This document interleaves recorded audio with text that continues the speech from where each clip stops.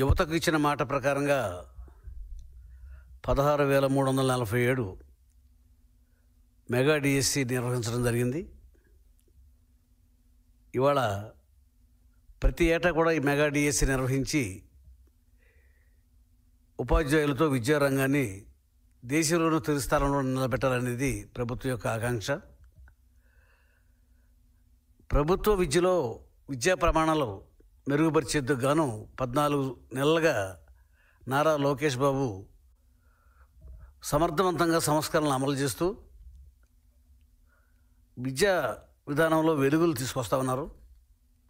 చంద్రబాబు నాయుడు గారు ఆదేశాలతో నారా లోకేష్ గారు ప్రభుత్వ పాఠశాలల్లో విద్యా ప్రమాణాలు మెరుగుపరచాలంటే జనాభా ప్రాతిపదికన ఎంతమంది విద్యార్థులు ఉంటే ఎంతమంది టీచర్లు ఉండాలనే దాని గురించి బేరీజు వేస్తూ ఆ రకంగా ఫిలప్ చేయటం జరుగుతూ ఉంది.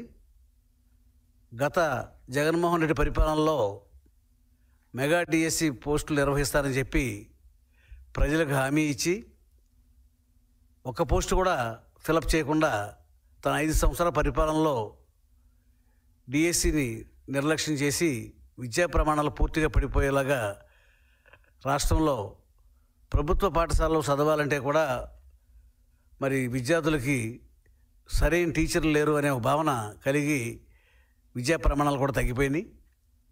ఇవాళ చంద్రబాబు నాయుడు గారు 14 సంవత్సరాల ముఖ్యమంత్రి పరిపాలనలో ఆయన ఎప్పుడైనా చేయని 14 సంవత్సరాల పాటు ఆయన ముఖ్యమంత్రిగా కొనసాగారు. ఆయన 13 సార్లు మెగా డిఎస్సి నిర్వహించడం జరిగింది. ఆ 13 సార్లు మెగా డిఎస్సిలో 196,000 మంది టీచర్ ఉద్యోగాలను భర్తీ చేయడం జరిగింది. ఇవాళ ఏటా టీచర్స్ రిటైర్ అయిపోతూ ఉంటారు. విద్యార్థులకు పాఠాలు చెప్పాలి అంటే మళ్ళీ టీచర్స్ నియామకం చేసుకోవాలి. ఇవాళ రోజున ప్రభుత్వం దగ్గర చిత్తశుద్ధి లేక విద్యా ప్రమాణాల మీద అవగాహన లేక జగన్మోహన్ రెడ్డి విద్యా వ్యవస్థ అంతా కూడా నాశనం చేశాడు. నారా లోకేష్ గారు తను ఏ పనైనా కూడా న్యాయం చేయాలనే సంకల్పంతో అతను విద్యా మంత్రిగా, ఐటీ శాఖ మంత్రిగా విద్యా వ్యవస్థని మెరుగుపరచాలి, టీచర్స్ లోటు ఉండడానికి వీల్లేదు. ఎందుకంటే విద్యార్థులకి సంఖ్యా ప్రకారంగా ఆ రేషియో ప్రకారంగా టీచర్స్ కూడా ఉండాలి. విద్యార్థులు ఎక్కువై టీచర్స్ తక్కువైతే విద్యను ఎవరు చెప్పగలుగుతారో? మరి నారా లోకేష్ గారు చదువుకోవటం వల్ల, విదేశాల్లో విద్యను అభ్యసించడం వల్ల విద్యా ప్రమాణాల మీద అతనికి అవగాహన ఉంది.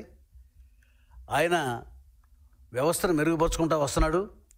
ఇది ఏటా కూడా నిర్వహించడం జరుగుద్ది. ఈ సంవత్సరం 16,347 మంది టీచర్స్ నియామకం జరిగింది.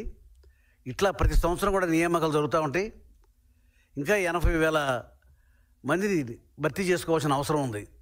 ఏటా ఈ డిఎస్సి నిర్వహణ చేస్తూ మరి టీచర్స్ని ఇవాళ రోజున విద్యా ప్రమాణాలని మెరుగుపరచడం అంటే టీచర్స్కి ట్రైనింగ్ సెంటర్స్ కూడా ఇచ్చి వాళ్ళ కోచింగ్ ఇచ్చి వాళ్ళు ఎలా విద్యార్థులకు బోధించాలి, దాన్ని ఎలా ఒక విద్యార్థుల్ని ప్రతిభావంతులుగా తయారు చేయాలనే దాని మీద సెపరేట్గా కోర్సులు నిర్వహించి ఉపాధ్యాయులకి తర్ఫీదు ఇచ్చి ఒక మెరుగైన విద్యా వ్యవస్థను రూపొందిస్తూ ఉన్నారు. ఇవాళ రోజున అంతకుముందు సమగ్ర శిక్షా సొసైటీ ఆధ్వర్యంలో కస్తూర్బా గాంధీ బాలిక విద్యాలయాల్లో ఖాళీగా ఉన్న 729 నాన్ టీచింగ్ స్టాఫ్ను భర్తీ చేసింది. 90 మంది ఎస్టీ యువతను కొత్త ఉపాధ్యాయులుగా నియమించారు. 700 మంది కోయభారతి టీచర్ పోస్టులను భర్తీ చేశాం. అలాగే జూనియర్ కాలేజీల్లో 700 మంది సిబ్బందులు సేవలు పునరుద్ధరించాం. 476 ప్రభుత్వ జూనియర్ కాలేజీల్లో 3,619 మంది కాంట్రాక్ట్ లెక్చరర్స్ పునరుద్ధరణ చేశాం. టీచర్లపై పని ఒత్తిడి తగ్గించేందుకు 6 రకాల బడుల్లో విధానం ఉండగా కూటమి ప్రభుత్వం వాటిని 9 బడులుగా మార్చింది. ఇవాళ రోజున 5 ఏళ్లుగా ఒక ఉద్యోగం నోటిఫికేషన్ చేయకుండా యువతను దారుణంగా మోసం చేసింది జగన్మోహన్ రెడ్డి ప్రభుత్వం. ఇవాళ టీచర్స్ని కూడా గౌరవం లేకుండా మరి బ్రాండీ షాపుల దగ్గర కూడా లిక్కర్ షాపుల దగ్గర వాళ్ళని మద్యం దుకాణాల ముందు కాపలా పెట్టించారు. గౌరవప్రదమైన టీచర్లని మరుగుదొడ్లు కడిగించారు. అంటే టీచర్స్ని అటెండెన్సు మరుగుదొడ్లు కడిగించడం జగన్మోహన్ రెడ్డి హయాంలో జరిగింది. అది ఆ రోజులు టీచర్లంతా కూడా రోడ్డు ఎక్కారు. టీచర్లను అగౌరవంగా చూడండి, ఎన్నికల విధుల నుంచి కావాలని తప్పించే ప్రయత్నానికి పూనుకున్నారు.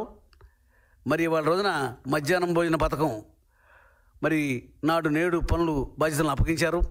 ఫోటోలు తీసి యాప్ల్లో అప్లోడ్ చేయాలని నిబంధనలు పెట్టి టీచర్స్ని ఇబ్బంది పెట్టారు. మరి ఈ రోజున కోడిగుడ్లను గుత్తేదారు సకాలంలో బడికి సరఫరా చేయకపోతే గుడ్డు పెట్టలేదని ప్రధాన అభ్యర్థులకు షోకాస్ నోటీస్ ఇచ్చారు. ఈ రకంగా చెప్పుకుంటా పోతే జగన్మోహన్ రెడ్డి హయాంలో మన విద్యా వ్యవస్థ అంతా కూడా దిగజారిపోయింది. మరి ఇటువంటి ఈ రోజున కూడా ఈ 16,000 పోస్టులని భర్తీ చేయడానికి ప్రభుత్వం మీద 24 కేసులు వేయించారు. 24 కేసులను కూడా తట్టుకుని మెగా డిఎస్సి ప్రక్రియను పూర్తి చేయటం అంటే ఎన్నో లీగల్ మ్యాటర్స్ని తట్టుకోవాల్సి వచ్చింది. ఆ ఘనత కూడా నారా లోకేష్ గారికి దక్కుతుంది. ప్రభుత్వ విద్యలో ప్రమాణాలు మెరుగుపరచడం అనేది ఇప్పుడు ప్రధాన అంశంగా లోకేష్ బాబు గారు ఫోకస్ చేశారు.